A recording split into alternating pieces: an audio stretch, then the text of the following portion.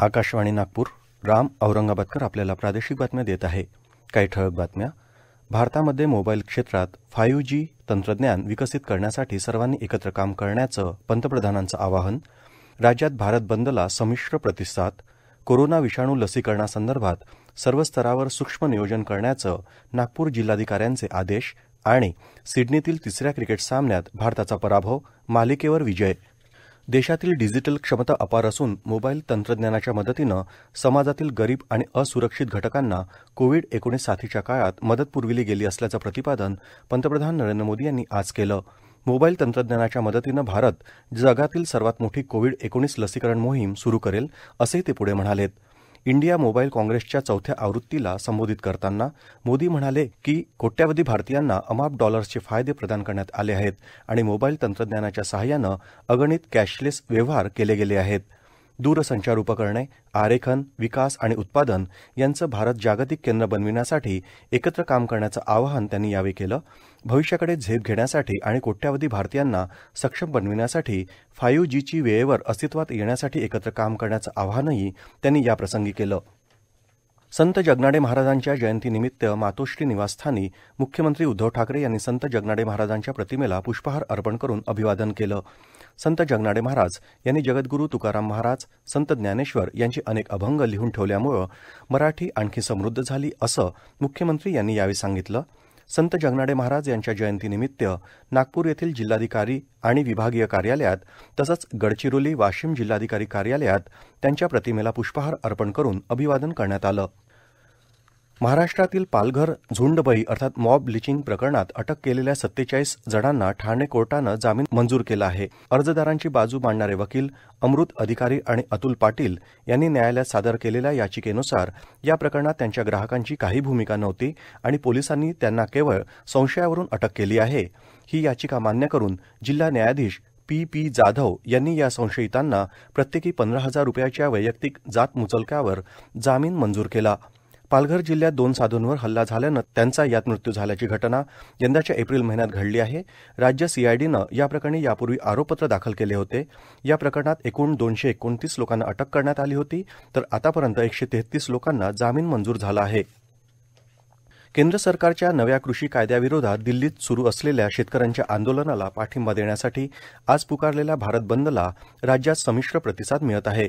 कृषी उत्पन्न बाजार समित्या आणि अनेक ठिकाणी दुकानं बंद असली तरी सामान्य जनजीवन या बंदमुळं बाधित झालेलं नाही.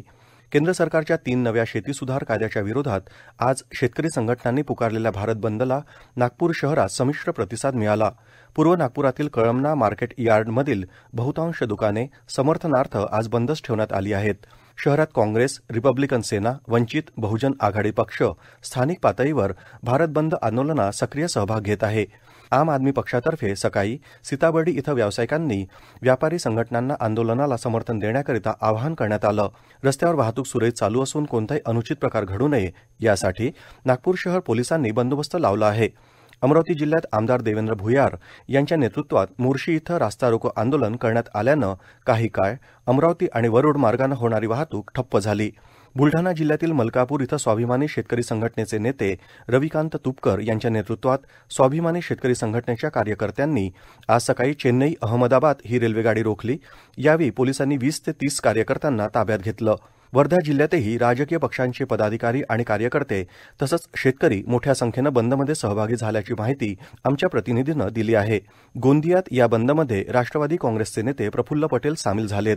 यवतमाळमध्ये महाविकास आघाडीचे शेतकरी पुत्र संघर्ष समितीच्या कार्यकर्त्यांनी नागपूर तुळजापूर राज्य मार्गावर ठिय्या आंदोलन करीत रस्ता रोखून धरला. अकोला जिल्ह्यात भारत बंदला संमिश्र प्रतिसाद मिळाला, तर वाशिम जिल्ह्यात उत्स्फूर्त प्रतिसाद असून शेतीविषयक व्यापार आणि दुकान बंद आहेत. जिल्ह्यातील हमाल माथाडी कामगारांनी या बंदला पाठिंबा दिल्यानं जिल्ह्यातील सर्व कृषी उत्पन्न बाजार समिती बंद आहेत. काही ठिकाणी राष्ट्रवादी आणि शिवसेनेच्या वतीनं रास्ता रोको आंदोलन करण्यात आलं. गडचिरोली इथे काँग्रेस, राष्ट्रवादी काँग्रेस, शेतकरी कामगार पक्ष, शिवसेना आणि अन्य पक्षांच्या कार्यकर्त्यांनी रॅली काढून भारत बंद आंदोलन यशस्वी केलं. शहरातील सर्व दुकाने सकाळपासूनच बंद होती. दरम्यान विरोधी पक्षांनी शेतकऱ्यांमध्ये कृषी कायद्याबाबत संभ्रम निर्माण केला असून विरोधक या मुद्द्यावर राजकारण करत असल्याचा आरोप केंद्रीय माहिती आणि प्रसारण मंत्री प्रकाश जावडेकर यांनी केला आहे. ते आज नवी दिल्लीत माध्यमांच्या प्रतिनिधींशी बोलत होते. नवीन कृषी कायदे शेतकऱ्यांच्या हिताचे असून या कायद्यातील तरतुदींचा उल्लेख काँग्रेसच्या निवडणूक जाहीरनाम्यात होता, असं जावडेकर यावेळी म्हणालेत. उत्पादन खर्चापेक्षा अधिक हमी भावाची शेतकऱ्यांची मागणी असून सरकार उत्पादन खर्चाच्या 50% जास्त हमीभाव देत असल्याचं त्यांनी याप्रसंगी सांगितलं. या प्रादेशिक बातम्या आपण आकाशवाणीच्या नागपूर केंद्रावरून ऐकत आहात. कोरोना विषाणूवरील लस डिसेंबर महिन्याच्या अखेर अथवा जानेवारी महिन्याच्या पहिल्या आठवड्यात उपलब्ध होईल. वैद्यकीय क्षेत्रातील डॉक्टर्स, नर्सेस तसंच जोखमीच्या रुग्णांना प्राधान्यक्रमानं लसीकरण करण्यात येईल.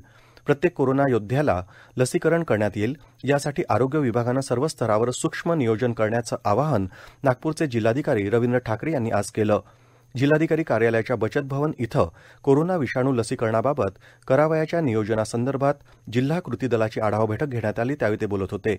लसीकरणासाठी जिल्ह्यामध्ये एकूण 597 नर्सिंग कर्मचाऱ्यांची संख्या निश्चित करण्यात आली असून त्यामध्ये महानगरपालिकेकडील 209 तर ग्रामीण भागातील आरोग्य विभागातील 388 नर्सेसचा समावेश आहे.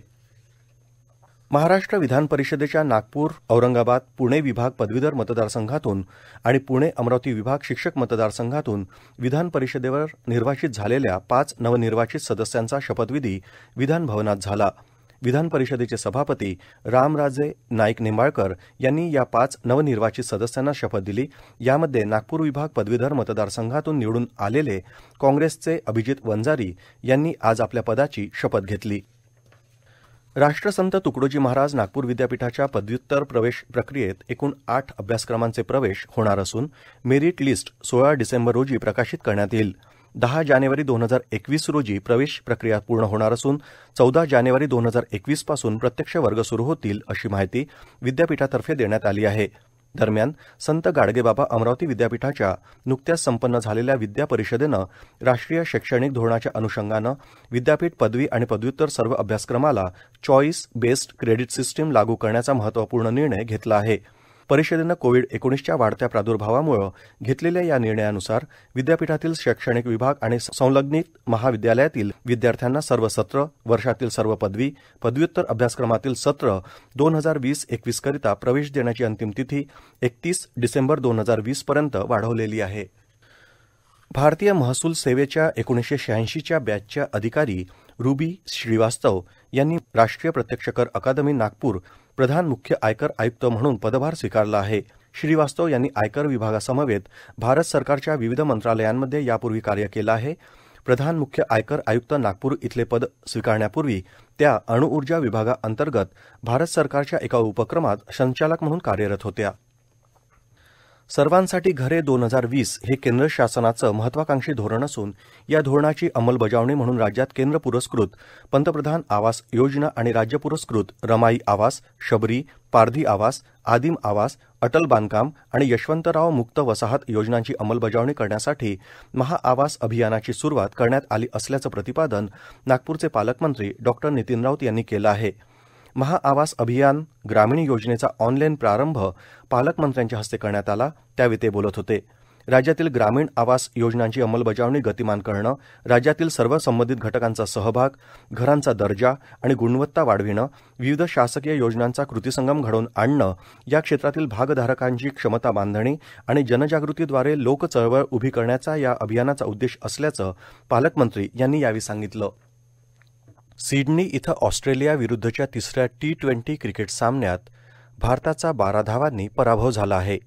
या सामन्यामध्ये पराभव झाला असला तरी भारतानं ही मालिका 2-1 जिंकली आहे. ऑस्ट्रेलियानं रचलेल्या 187 धावांच्या आव्हानाचा पाठलाग करताना भारताला 20 षटकात 174 वर 7 बाद एवढीच धावसंख्या उभारता आली. शेवटी पुन्हा काही ठळक बातम्या. भारतामध्ये मोबाईल क्षेत्रात 5G तंत्रज्ञान विकसित करण्यासाठी सर्वांनी एकत्र काम करण्याचं पंतप्रधानांचं आवाहन. राज्यात भारत बंदला संमिश्र प्रतिसाद. कोरोना विषाणू लसीकरणासंदर्भात सर्व स्तरावर सूक्ष्म नियोजन करण्याचं नागपूर जिल्हाधिकाऱ्यांचे आदेश. आणि सिडनीतील तिसऱ्या क्रिकेट सामन्यात भारताचा पराभव, मालिकेवर विजय. आकाशवाणी नागपूर केंद्रावरील प्रादेशिक बातमीपत्र संपलं. नमस्कार.